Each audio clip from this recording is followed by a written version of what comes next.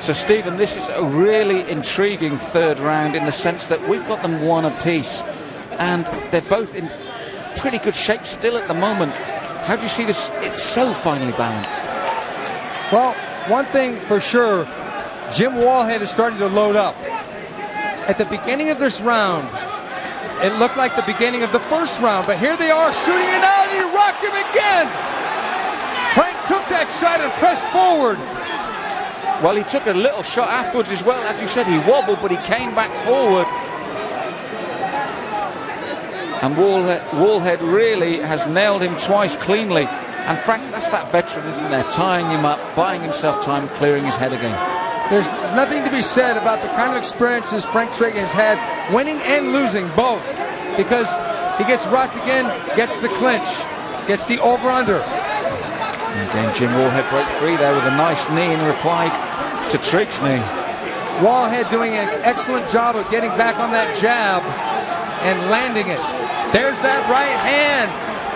Frank Trigg has really got to be careful here, Stephen, because Wallhead is really getting his timing and his distancing right now with those shots. Wallhead is planting his feet when he's throwing as well. He's moving, but then when he throws, he plants. Got a lot more power that way. Now, do you see at some point here now Frank Trigg suddenly going back downstairs to take him down, or continue to? He's got the game because he's trading. Wallhead has to be very careful here not to get too greedy. If he doesn't have Frank Trigg hurt, if he starts doing the shootout, he could be susceptible to the takedown. Wallhead was pointing to his eye there, and his corner looking up a bit worried. I don't know what that was, but it's certainly not affecting him. What do you think of Frank Trigg's game plan in this third round? I think it's basically just more of the same, try and beat the guy to the punch. But if Frank gets taken down here, it's going to be embarrassing. I don't see that happening, though. Oh, and wrong on that one. Well, Wallhead picked his moment, and it's not often I hear that. We've worked together many times, Stephen, and that's one of the first times I'm going to put that one in my little black book.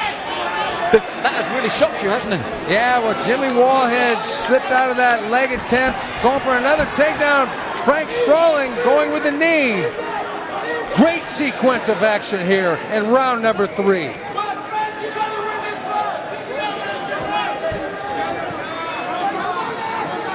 So Frank Trigg is still there. His chin has been tested by Jim Wallhead and not found wanting. And his experience certainly has come to play at key moments in this round. It's a situation where either man has to end this with an exclamation point because it's a close fight. True, it is in England and Wallhead is an English fighter. But Frank has to know that, so he knows he's got to do some damage because he got taken down earlier. Frank's going to try and take Wallhead down, but Wallhead spins him out. Yes, the first time in the round that Frank's really gone for the maneuver, and it hasn't worked for him. Wallhead getting ready to throw that right hand. Wallhead fading a little bit here late in round number 3. Yes, it is late. We're inside that last minute. And again, this just makes it difficult again, Steve, because you said one man's going to put an exclamation mark on it.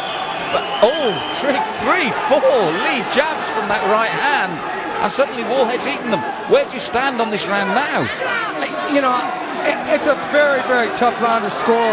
But I have Wallhead based on the fact that he's answered Frank punch for punch, and he got the takedown. So unless Trigg does something monumental, I think Wallhead's going to take this fight. Has Frank Trigg's way he stood and traded like he is now with Jim Wallhead shocked you at all, Steve?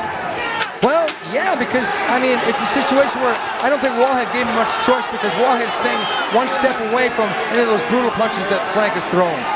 Oh, look at this. What a way to end the round. Incredible stuff. Wallhead thinks he's won it. Wow! What a competitive fight. Now Wallhead's arms are up. He thinks he's won it. Do you agree, Steve? I think that Wallhead won the fight. I think the last round is the one that people will debate about. But like I said before, better to have an exclamation point than to have to do an explanation. And looking at Frank Trigg, stood and traded with Wallhead for the 3 rounds. What can he take away from this? Well, it's a situation where Frank Trigg is one of those fighters. He's very durable. He's very experienced. I mean, did he lose his eye of the tiger because of the opponent changed? And again, you've got to look, we're saying 40 years of age. We don't know when age catches up with any fighter. We've shown that it's different. What about the motivation now?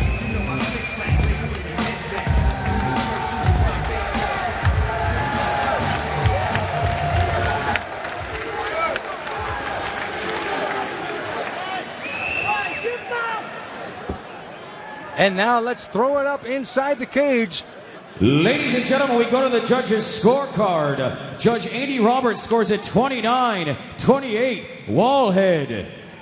Judge Paul Sutherland scores at 29-28, Trigg. And Judge Julian Mahmood scores at 30-27, declaring the winner by split decision out of the red corner, Jim Judo.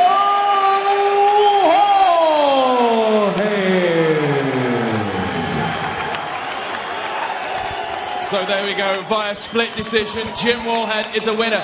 And it is, well, I suppose it's fair to say, not being too controversial, maybe an upset. What a win. If you want to see highlights and after-show interviews, check out the BAMMA.com website and check your listings. There will be a highlight show on Sci-Fi.